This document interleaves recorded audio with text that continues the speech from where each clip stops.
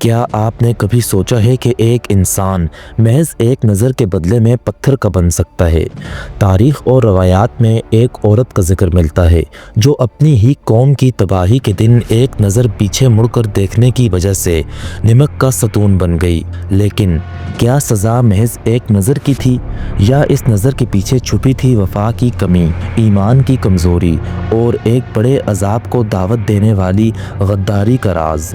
آج کی ویڈیو میں ہم جانیں گے اللہ کے نبی حضرت لوط علیہ السلام کی بیوی کی کہانی۔ وہ عورت جو خود ایک نبی کے گھر میں رہتی تھی، پھر بھی کیوں عذاب الہی کا شکار ہوئی۔ اسلامی اور مذہبی نقطہ نظر سے اس معاملے پر مکمل روشنی ڈالی جائے گی۔ سب سے پہلے ہمیں اس ماحول کو سمجھنا ہوگا جس میں یہ واقعہ پیش آیا۔ حضرت لوط علیہ السلام کو اللہ تعالیٰ نے ایک خاص قوم کی طرف پیغمبر بنا کر بھیجا تھا۔ یہ قوم لوط کہلاتی تھی، جو موجودہ دریائے مردار ڈیڈ سی کے علاقے میں آباد تھی۔ ان کا سب سے بڑا اور ناقابل معافی گناہ کیا تھا؟ وہ گناہ تھا لواطت، یعنی ہم جنس پرستی۔ یہ وہ قوم تھی جو دنیا میں پہلی بار کھلم کھلا اس قبیح فعل کا ارتکاب کرتی تھی۔ حضرت لوط علیہ السلام نے برسوں تک انہیں سمجھایا، اللہ کے عذاب سے ڈرایا، لیکن انہوں نے نہ صرف انکار کیا بلکہ نبی کی ہتک آمیز توہین تک کی۔ اور اس ماحول میں حضرت لوط علیہ السلام کا اپنا گھر تھا، ایک گھر جہاں نبوت کا نور موجود تھا، اور اس گھر میں ان کی بیوی بھی تھیں۔ اب سوال یہ پیدا ہوتا ہے کہ حضرت لوط علیہ السلام کی بیوی کا کردار کیا تھا؟ قرآن پاک میں اس عورت کا نام تو نہیں لیا گیا، لیکن اس کے رویے اور انجام پر واضح اشارہ کیا گیا ہے۔ وہ خود ایک نبی کے گھر میں رہتی تھیں، روزانہ ہدایات کی باتیں سنتی تھیں۔ پھر کیا وجہ تھی کہ ان کا دل اس ہدایت کو قبول نہ کر سکا؟ تاریخ اور تفاسیر بتاتی ہیں کہ وہ در حقیقت اپنی قوم کے کافروں اور گناہ گاروں سے ہمدردی رکھتی تھی۔ ممکن ہے وہ اپنی قوم کی رسومات اور طرز زندگی سے اتنی جڑی ہوئی تھیں کہ انہیں چھوڑنا نہیں چاہتی تھیں، یا پھر انہیں اپنے شوہر کی دعوت پر پوری طرح سے یقین ہی نہیں تھا۔ یہ ایک عظیم سبق ہے، صرف نیک لوگوں کے درمیان رہنا ہی کافی نہیں ہے۔ آپ کا دل، آپ کا ایمان، آپ کی وفاداری کہاں ہے، یہ سب سے اہم ہے۔ وہ جسمانی طور تو نبی کے گھر میں تھیں، لیکن ان کا دل کافروں کے ساتھ دھڑک رہا تھا۔ پھر وہ فیصلہ کن رات آئی جب اللہ کے حکم سے عذاب نازل ہونا تھا۔ اس رات دو خوبصورت نوجوانوں کے بھیس میں فرشتے حضرت لوط علیہ السلام کے گھر مہمان بن کر آئے۔ جیسے ہی قوم لوط کو پتہ چلا کہ نئے خوبصورت مہمان آئے ہیں، وہ پوری طاقت سے حضرت لوط علیہ السلام کے گھر کے باہر جمع ہو گئے اور مہمانوں کو ان کے حوالے کرنے کے لیے دباؤ ڈالنے لگے۔ حضرت لوط علیہ السلام بہت پریشان تھے۔ جب قوم گھر کو گھیرے ہوئے تھی، حضرت لوط علیہ السلام کی بیوی نے موقع پا کر خاموشی سے باہر جا کر اپنی قوم کو اس بات کی اطلاع کر دی کہ آج لوط کے ہاں نئے اور خوبصورت مہمان آئے ہیں۔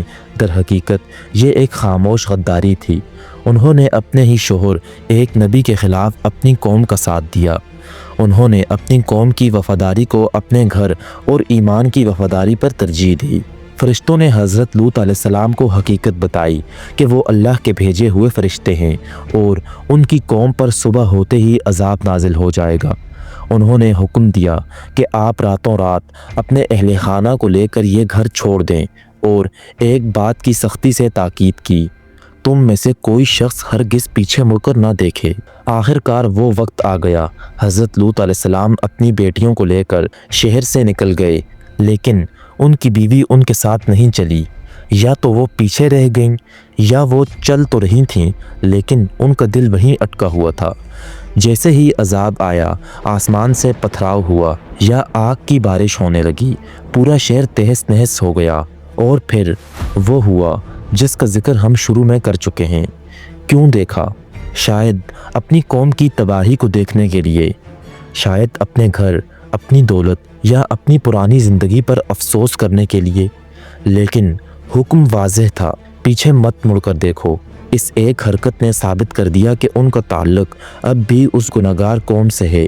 ان کا ایمان حضرت لوط کی دعوت پر مکمل نہیں تھا۔ قرآن پاک میں اللہ تعالیٰ کا ارشاد ہے، اللہ نے کافروں کے لیے نوح کی بیوی اور لوط کی بیوی کی مثال بیان کی ہے۔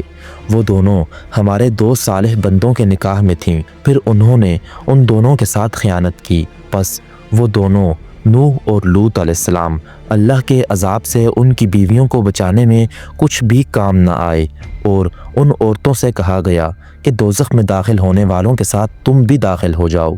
उनका अंजाम इबरतनाक था, वो अजाब में गिरफ्तार हुईं।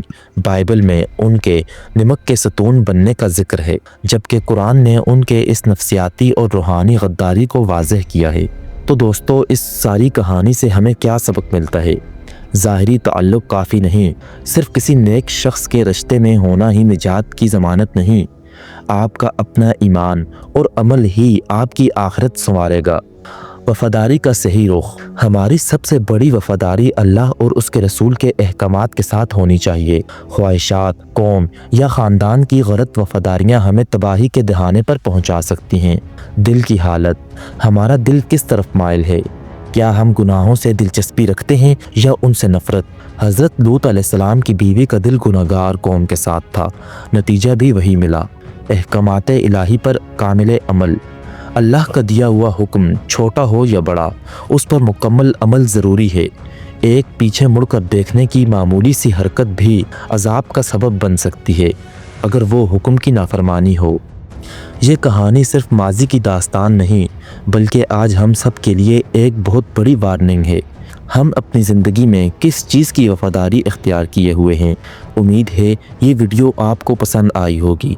अगर आपने कुछ सीखा हो तो इस वीडियो को ज़रूर शेयर करें और अपने दोस्तों तक इस अहम सबक को पहुंचाएं। नीचे कमेंट्स में ज़रूर बताएं कि इस कहानी से आपने क्या सबक सीखा। आपकी नज़र में इस औरत की सबसे बड़ी गलती क्या थी? हमारे चैनल को सब्सक्राइब करना मत भूलें ताकि आप ऐसी ही इल्म और मार्फत भरी वीडियोस से मुस्तफ़ीद होते रहें।